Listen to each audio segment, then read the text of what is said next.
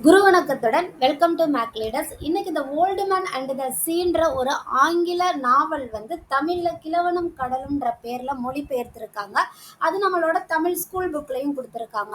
எவ்வளோ இம்பார்ட்டன்ஸ் இருந்ததுன்னா ஒரு ஆங்கில நாவலை வந்து தமிழ் புக்கில் கொடுத்துருப்பாங்க இல்லையா. இது வந்து மனிதன் வந்து இயற்கையோட போராடி சில நேரங்களில் வெற்றி பெறுகிறான், சில நேரம் அவனோட முயற்சி சில நேரங்களில் தோல்வி அடையுது. இந்த தோல்வி அடைகிறதையுமே அவங்க வந்து அதோட நிறுத்திடாம அவங்களோட முயற்சியை தொடர்ந்து போட்டுக்கிட்டே இருக்கிறப்ப ஒரு நேரத்துல இயற்கையே வந்து நமக்கான வெற்றியை அமைச்சு கொடுக்குது இல்லையா. அதுதான் இந்த கதையோட கதைக்களம் வந்து எப்படியெல்லாம் கொண்டு போய் அதை வந்து கதையோட எண்டில் பார்க்கும்போது நமக்குள்ளேயே வந்து ஒரு மனநிறைவா நமக்கு ஓகே, நம்மளோட வாழ்க்கையை வந்து எந்த ஒரு சூழ்நிலையில கீழே போனாலுமே அதை தொடர்ந்து நம்மளால மேலே கொண்டு வர முடியும் அப்படின்றத ஒரு அருமையான ஒரு அழகான ஒரு புக்காக கொடுத்துருக்காங்க. இந்த புக்கு வந்து நீங்கள் சின்ன குழந்தைங்கன்றதால குட்டி குட்டி பாயிண்ட்ஸோட கொடுத்துருக்காங்க. மேபி இந்த புக்கு உங்களுக்கு வீட்டில் கிடைச்சாலோ இல்லை இந்த புக்கு வந்து லைப்ரரியில் கிடைச்சாலோ நீங்கள் தாராளமாக எடுத்து படிங்க. இந்த புக்கில் வந்து அவ்வளோ நல்ல விஷயங்கள் வந்து இருக்குது. இப்போ நம்மளோட கிளாஸ்க்குள்ளே போயிடலாம். Okay right. இது வந்து இந்த தாத்தாவோட பேர் வந்து என்னன்னா சாண்டியாகோ. இந்த தாத்தா வந்து ஒரு ஏஜ்டு பர்சனாக இருக்கார் இல்லையா. இவர் கூட பக்கத்தில் நிற்கிறாங்களா அந்த சிறுவனோட பெயர் வந்து மனோலினும் சாண்டியாகோவும் ஒரு நல்ல ஃப்ரெண்ட்ஸாகவே இருக்காங்க. இந்த தாத்தா வந்து நல்ல மீன் பிடிப்பாங்க இல்லையா, அந்த தொழில் பண்ணிக்கிட்டு இருக்கிறதுனால அந்த தாத்தாவுக்கு வந்து அதில் ரொம்ப பெரிய எக்ஸ்பர்ட்டாக இருக்கார்.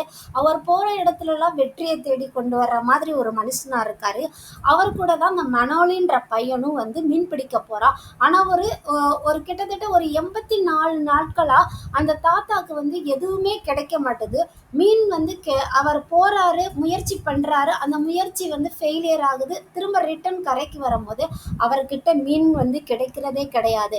இதை பார்க்கும்போது கரையில் இருக்கவங்கலாம் என்ன சொல்லுவாங்க, அந்த தாத்தாக்கு வந்து ரொம்ப ஏஜ் ஆயிடுச்சு, அவருக்கு முன்னாடி இருந்த டேலண்ட் எல்லாம் இப்போ கிடையாது, அவர் வந்து ரொம்ப வயசானனால சோர்வாயிட்டாரு, சும்மா போறாரு வர்றாரு, இந்த மாதிரி மீன் பிடிக்கிறதுக்கு ஆசைப்படுறாரே தவிர அவர்கிட்ட இருந்த திறமைகள் எல்லாம் என்ன செஞ்சிருச்சு, கிடையாம போயிடுச்சு அப்படின்றத மீனவர்கள், அங்க உள்ள மீனவர்கள் வந்து பேச ஆரம்பிக்கிறாங்க. தாத்தாவுக்குள்ள நம்ம ஒரு விஷயத்தை யோசிங்க, நம்ம சுற்றி நல்ல வைப்ரேஷன் இருக்கும் போது, நல்ல பாசிட்டிவ் எனர்ஜி இருக்கும் போது, நம்ம எவ்வளோதான் நம்ம உடல் நலம் சோர்வாக இருந்தாலும் நம்மளை சுற்றி இருக்க பாசிட்டிவ் எனர்ஜியை நம்மளை பல மடங்கு நம்மளை முன்னேற்ற பாதைக்கு கொண்டு கூட்டிட்டு செல்லும்.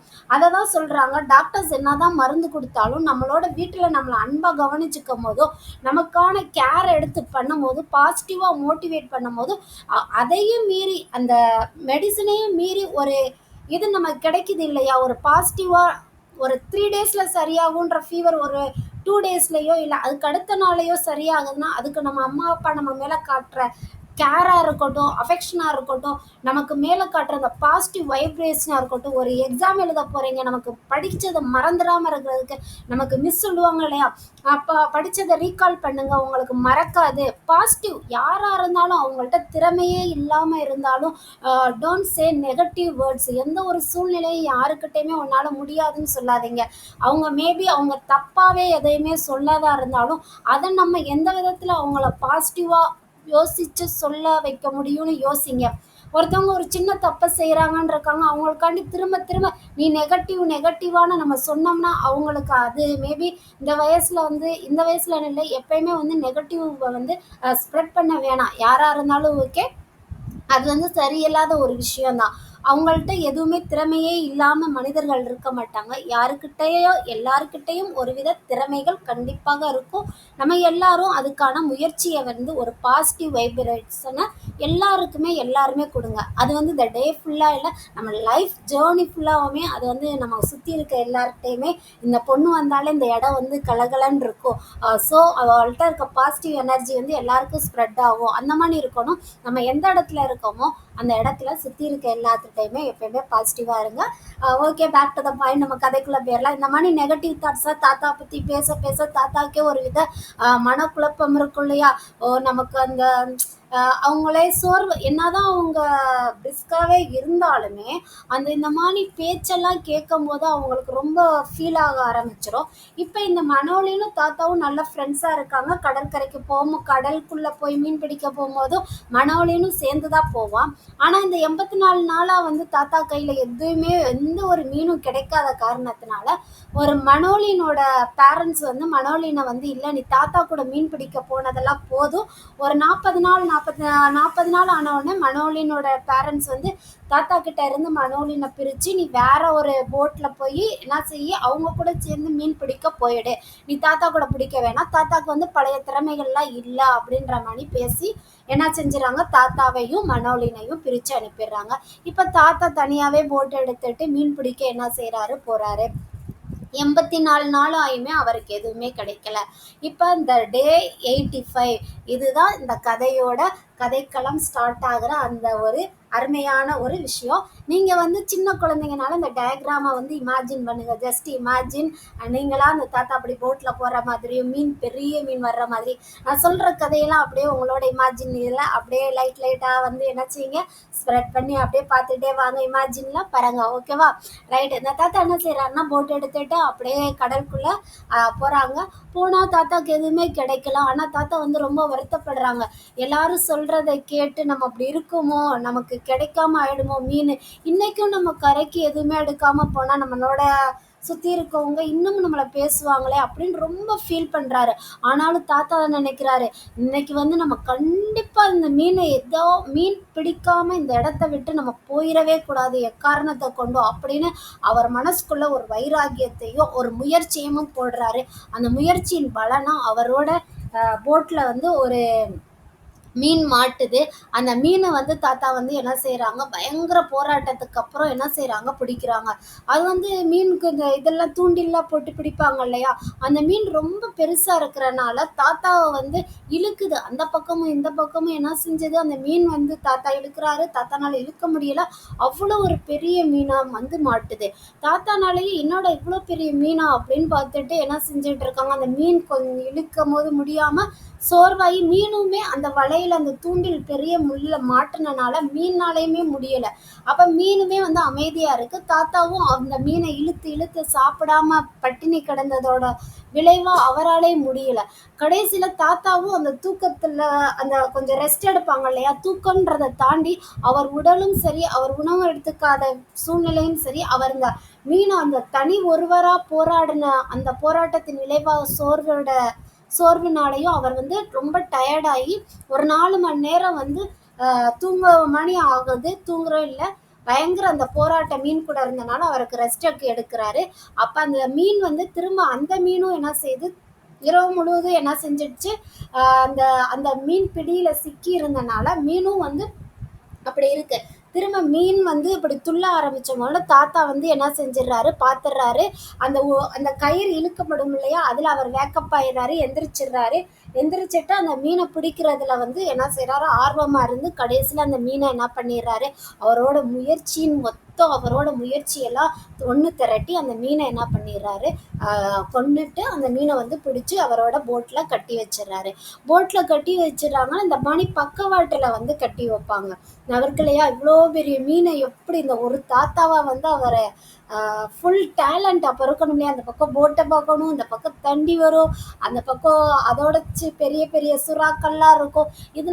இதெல்லாம் தாண்டி இந்த தாத்தா அந்த மீனை பிடிக்கிறாருன்னா ஹவு கேபபிள் பர்சன் இந்த தாத்தா இல்லையா. அப்போ அவர்கிட்ட அவ்வளோ திறமை இருக்கு.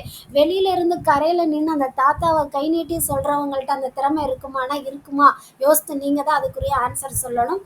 இருக்குமான்னு யோசித்துக்கோங்க. நம்ம ஒருத்தவங்களை பற்றி ஒரு நெகட்டிவாக சொல்லும் போது யோசிங்க, அவங்களுக்கு அந்த திறமையாவது இருக்குது, நம்ம அந்த திறமையை வளர்த்துட்டு அடுத்து அவங்கள சொல்லணும்னு நம்ம எல்லாருமே யோசிக்கலாம். ரைட்டு. இப்போ அந்த மீன் மாட்டிக்கிச்சு. தாத்தா அந்த மீனை என்ன செஞ்சுறாரு, ஃபைனலாக கொண்டுட்டு அந்த நாட்டெலாம் போட்டு கட்டுவாங்க இல்லையா, போட்டோட பக்கவாட்டில் கட்டி வைக்கிறாங்க. எந்த வேனா இந்த மாதிரி வேலை அந்த போட்டில் பாருங்களேன், அது எவ்வளோ பெரிய மீன்னா அந்த போட்டோட எண்டில் இருந்து அந்த லாஸ்ட் வரை இருக்கு. தாத்தா அந்த ஒத்த ஆளா இருந்துட்டு அந்த படகையும் பார்த்துக்கணும், பின்ன அங்கிட்டு இருக்க அந்த தண்ணி சுற்றி வர்ற சுறா மீன்கள் எல்லாத்துக்கும் நடுவில் எவ்வளோ ஒரு போராட்டமாக இருந்திருக்கும் இல்லையா அந்த தாத்தாக்கு. ரைட், அப்படி கட்டி முடிச்சுட்டு அவர் சந்தோஷத்தோட கரைக்கு வந்து பாருங்க நான் காய்ச்சிட்டேன் நான் ஜெயிச்சிட்டேன் அப்படின்னு சொல்ல வர்ற அந்த டே எப்படி எக்ஸைட்மெண்ட்டாக இருக்கும் இல்லையா. அவர் என்னன்னாலும் நினச்சிருப்பாரு. ரைட், அப்படி ஒரு சுச்சுவேஷன் அமையுது. ஆனால் இப்படி போட்டில் இப்படி ஃபிஷ்ஷை கட்டி கூட்டிகிட்டு வந்தால் சுற்றி இருக்க அந்த சுறா மீன்லாம் வந்து அதை கடிக்குமா கடிக்காதா, கடிக்குது. அப்படி தான் அது வருது. அந்த சுறா மீன்கள்லாம் வருது. தாத்தா முடிஞ்ச வரையும் அந்த சுறா மீன்களை தடுத்து நிறுத்துறாரு. தடுத்து நிறுத்தி முடிச்சுட்டு கடைசியாக தாத்தா வந்து அந்த சோர்வையும் தாண்டி இப்போ அவர் வெற்றி பெற்றிருக்கார் இல்லையா. இவ்வளோ பெரிய மீனை பிடிச்சு கொண்டு வரும்போது நமக்குள்ளேயே அந்த களைப்புலாம் நீங்கி மனசுக்குள்ள ஒரு பயங்கர ஹாப்பியஸ்ட் மூமெண்ட்டு இந்த வேர்ல்டு. இந்த நேரத்தில் நான் தான்டா அந்த ஹாப்பியஸ்ட் மேன் இந்த வேர்ல்டு அப்படின்னு சொல்ல தோணும்ல. அந்த மாதிரி தாத்தா வர்றாரு, கரைக்கு வர்றாரு. கரைக்கு வந்துட்டு அவர் அந்த போட் எடுத்து கட்டுறாரு. கட்டிட்டு பார்த்தா என்ன இருக்குன்னு பாருங்க, நீங்களே இந்த படத்தை பாருங்க என்ன ஆகுதுன்னு. ஸோ இதுதான் நடந்துச்சு.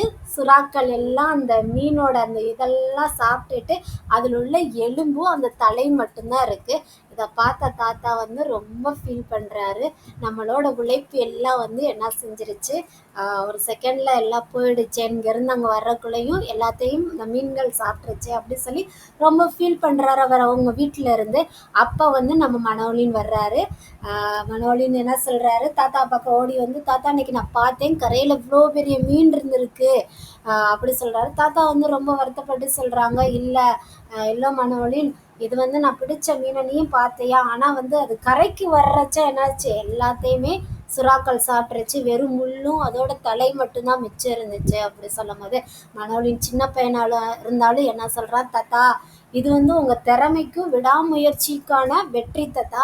யாருமே உங்கள்கிட்ட வந்து மீன் பிடிச்சிட்டு வர முடியாது இந்த தாத்தாவால் அப்படின்னு சொல்லிக்கிட்டு இருந்த இடத்துல மற்றவங்க பிடிக்கிற அந்த குட்டி மீன்களை காட்டிலும் பல 100 மடங்கு பெருசான ஒரு மீனை நீங்கள் வந்து பிடிச்சி கொண்டு வந்திருக்கீங்க. இது வந்து உங்களோட திறமையை வந்து நிரூபிச்சிருச்சு தாத்தா அப்படி சொல்லி மனோலின் சொல்கிறாரு. அப்போ இனிமேல் வந்து தாத்தா நான் உங்கள் கூட தான் மீன் பிடிக்க வருவேன், உங்கள்கிட்ட உள்ள திறமையை வந்து நான் பார்த்து வியக்கிறேன், உங்கள் கூட சேர்ந்து ட்ராவல் பண்ணுவேன் அப்படின்னு சொல்லி இந்த இடத்துல இந்த கதைக்களம் முடியுது. இந்த புக்கு வந்து உங்கள் பேரண்ட்ஸ்கிட்ட சொல்லி கேட்டு வாங்கி படிங்க. தமிழில் இருக்கலாம், ஆங்கிலத்துலேயும் இருக்குது, தமிழ்லையும் இருக்குது. கிடைச்சா எதில் உங்களுக்கு ரீட் பண்ணணும்னு இன்ட்ரெஸ்டாக இருக்கீங்களோ கண்டிப்பாக வாங்கி படிங்க. கதை வந்து அவ்வளோ அருமையாக இருக்குது படிக்க படிக்க. ஸோ இதுதான் அந்த கதை. இதில் வந்து என்ன தெரியுதுன்னு மட்டும் சொல்லுங்கள். யார் நம்மளோட திறமையை வந்து இவ்வளோதான் ஜீரோ அப்படின்னு சொன்னால் அங்கேருந்து ஸ்டார்ட் பண்ணுங்கள். ஆமாம் நான் ஜீரோ தான் அப்படின்னு அந்த இடத்துல இருந்து ஸ்டார்ட் பண்ணுங்கள். யார் நம்மளை பற்றி நெகட்டிவ் தாட் சொன்னாலும் அக்செப்ட் பண்ணிக்காதீங்க. எதையுமே வந்து நமக்கு பாசிட்டிவ் கிடைக்கிற வரையும் தொடர்ந்து முயற்சி பண்ணுங்கள். முயற்சி வந்து கண்டிப்பாக இயற்கையே வந்து நம்மளை எடுக்கிற முயற்சிக்கு வந்து சப்போர்ட் பண்ணும். கண்டிப்பாக வந்து நமக்கு வந்து திருக்குறளே செய்வோம், தெய்வத்தால் ஆகாதெனினும் முயற்சி தன் மெய்வருத்த கூலி தரும் அப்படின்னு சொல்லியிருக்கு இல்லையா. தெய்வத்தாலேயே ஒரு விஷயம் முடியாதுன்னா கூட நம்மளோட முயற்சி வந்து கண்டிப்பா அதுக்குரிய பலனை வந்து நமக்கு எடுத்து கொடுக்கும். அப்படிதான் அதுதான் இந்த கதையுமே. தாத்தாவை என்னதான் எல்லாரும் கேலி பண்ணாலும் அவரோட திறமை வந்து பொறுமையா நின்று அவரோட திறமையை நிரூபிச்சு காட்டியிருக்காரு இல்லையா. ஸோ நெகட்டிவ் தாட்ஸ் எல்லாம் எடுத்து விட்டுருங்க, பாசிட்டிவா திங்க் பண்ணுவோம். இந்த டே எப்படி இருந்துச்சுன்னு சொல்லுங்க, இந்த ஸ்டோரி எப்படி இருந்துச்சுன்னு சொல்லுங்க, யார் யாரெல்லாம் புக்ஸ் வாங்கியிருக்கீங்கன்னு சொல்லுங்க. இந்த வீடியோ பிடிச்சிருந்துச்சுன்னா சப்ஸ்கிரைப் பண்ணுங்க, உங்க ஃப்ரெண்ட்ஸுக்கு ஷேர் பண்ணுங்க. இன்னொரு வீடியோல பார்க்கலாம். நன்றி, வணக்கம். நல்லதே நடக்கும். தேங்க்ஸ்.